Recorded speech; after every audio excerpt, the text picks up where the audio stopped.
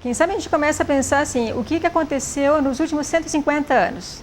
Quando se descobriu a luz, ou seja, se fez as primeiras lâmpadas, né, e então se popularizou a iluminação elétrica. Então, atualmente, a gente tem uma popularização da iluminação elétrica que nos ajuda, claro, e muito, né, para poder realizar as nossas atividades durante a noite. O problema disso é que a gente vai perdendo cada vez mais o escuro, que é absolutamente necessário para a manutenção de diversas funções do nosso organismo.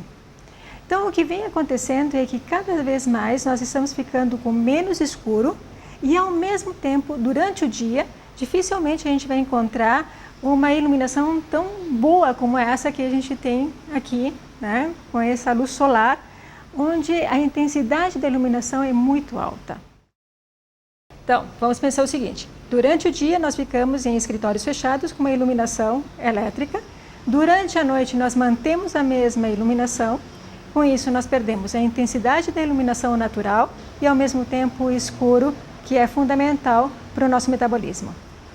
Então, o que está se tentando fazer, né, em grandes centros, em alguns países como na Alemanha, é minimizar esse problema, desenvolvendo iluminação que a gente chama de iluminação circadiana.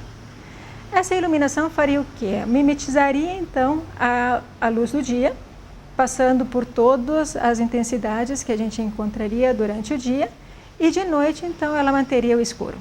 Ou seja, ela se torna mais fisiológica para nós. A iluminação, ela entra, né, pelo nosso olho, ativa células que não são aquelas responsáveis pela visão, e ela passa direto para um núcleo chamado núcleo supraquiasmático, que é como se ele fosse o regente de uma orquestra, que são os vários órgãos do nosso organismo, ou seja, do nosso corpo.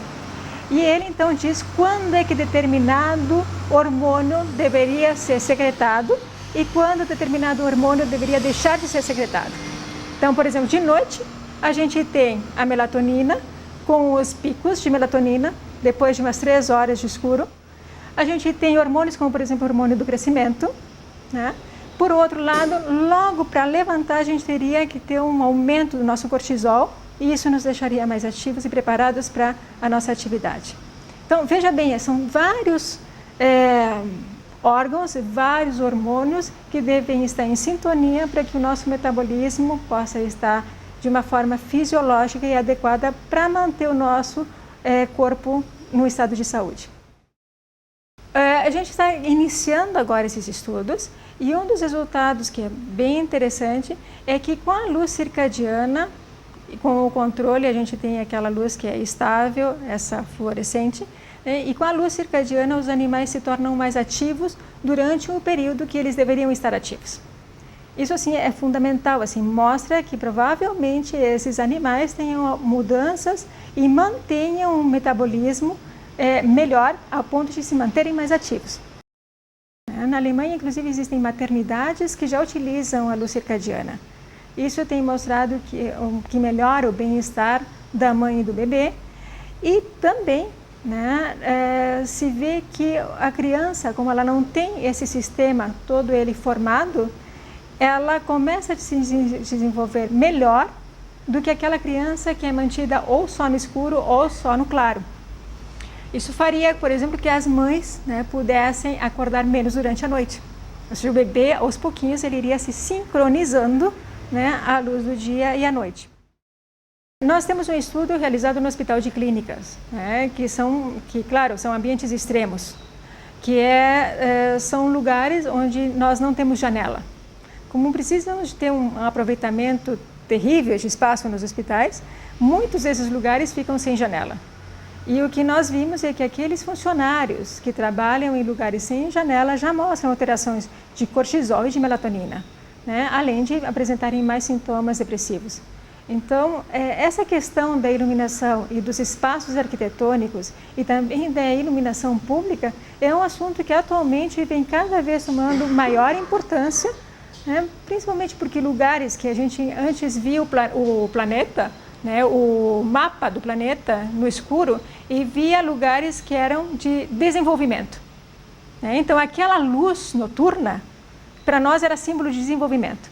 Atualmente, isso vem modificando e vem se vendo que não, que isso, na verdade, é poluição, tá? Poluição da luz.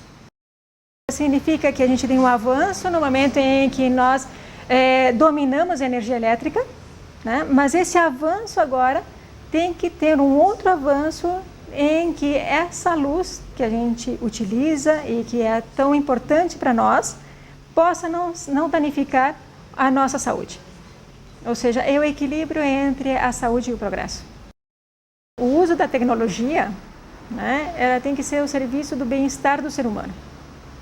Não apenas em relação à melhoria da produção, mas ao bem-estar não só individual, mas também social.